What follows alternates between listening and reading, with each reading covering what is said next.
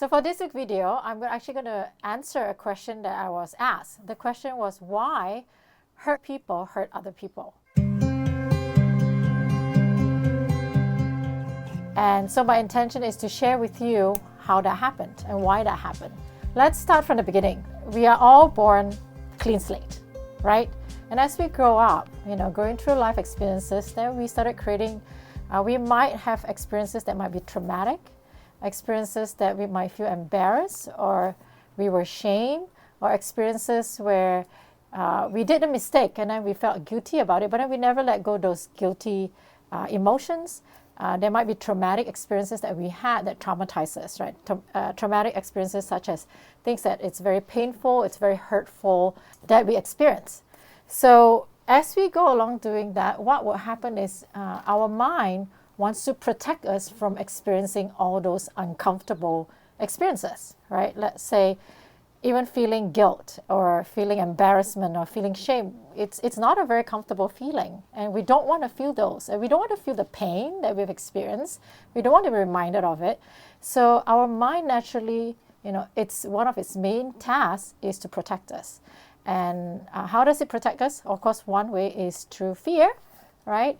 Fear is actually a good thing. Of course, when the fear goes overdrive, this is where it starts holding us back. So imagine if we don't have fear. I mean, we could practically harm ourselves not knowing. I just watched a show on TV that talks about, how they remove everyone's fear, and you could see people were just doing crazy things. They were jumping off tall buildings, falling down because they have no fear. And that is what will happen if we don't have fear. So fear was meant to protect us. But when it goes overdrive, it's where, it keeps us stuck or creates a lot of issues for us. So part of the way the mind protects us from having to feel those pain and those hurt or those emotions like guilt or shame is to create protection mechanism. Okay, some people call it survival mechanism, some call it defense mechanism. The intention is to protect you from feeling or experiencing any of those experiences again.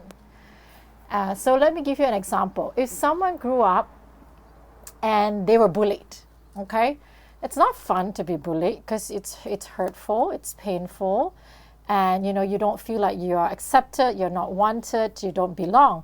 And what will happen is your mind's going to think, okay, you know what, I need to make sure that doesn't happen again.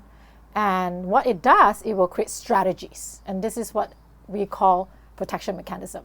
So for example, if you've been bullied before, some of the possible strategies would be, one, stay quiet and avoid that person, right?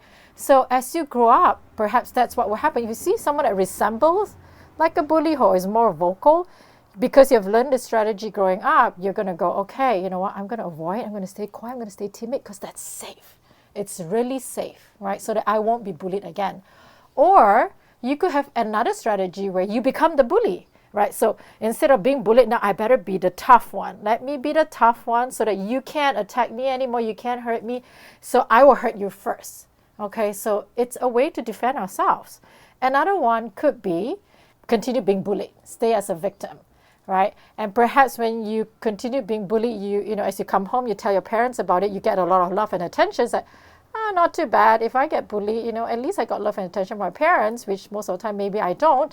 This is a great strategy. So there might be many kind of strategies. I'm just sharing simple, just a few here to give you a sense of what I'm talking about. And so all this strategy, what will happen is as we grow up, in our adulthood, we kind of learn them and then we got really used to them, and we still continue to use them despite that we don't really need it anymore.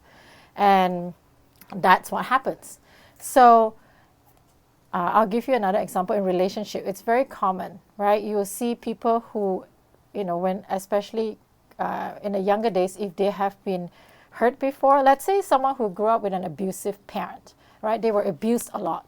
So this person maybe came to see, okay, wow, you know what? Because every child see their parent, every child loves their parent, and every child wants their parents' love and attention. And perhaps this person internalized that process as, okay, my parents love me, but this is how they show love. It's very hurtful and very painful. And So growing up, they might have created some strategies around that. So one of the strategies is, I don't want to be hurt by my parents anymore. I'm going to be more rebellious, or I'm going to, attack my parents. I don't know what the strategy is. But they might bring this on to their relationship. And that's how they behave in their relationship. I'll give you an example, my example. One of the patterns I've noticed when it comes to this is friendship. So when I was growing up, I had an incident where a couple of my friends kind of left me out, and I felt really hurt by the experience. And I think at that time I made a decision that, you know what, I'm not going to get close to any friends anymore, because you know what, it's too painful to get close to them, because that's the result.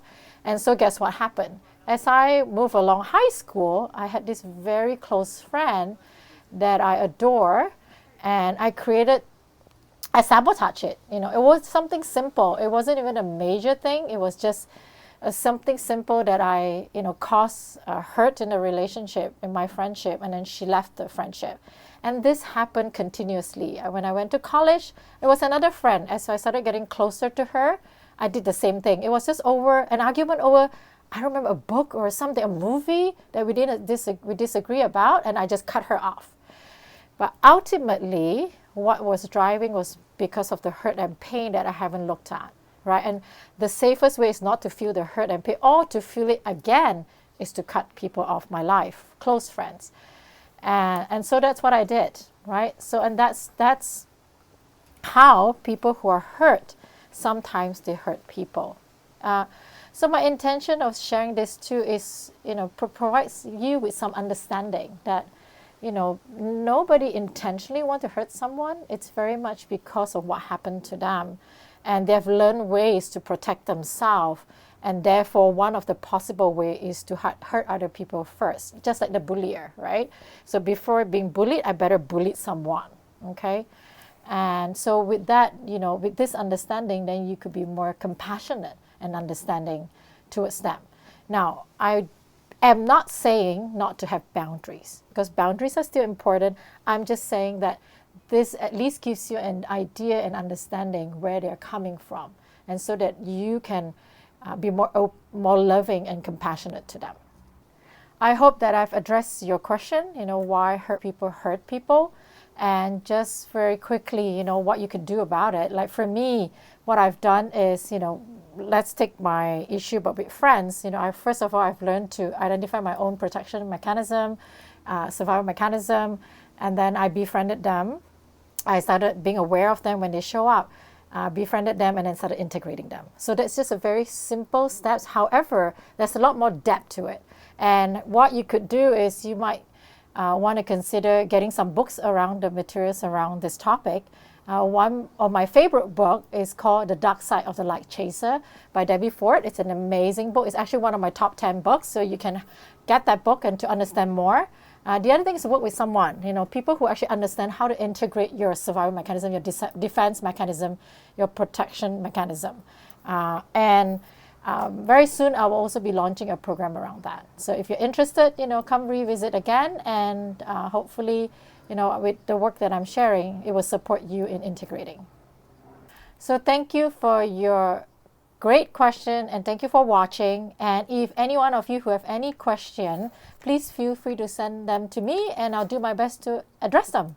Thank you for watching. Please subscribe, leave a comment and your thoughts. I would love to hear from you.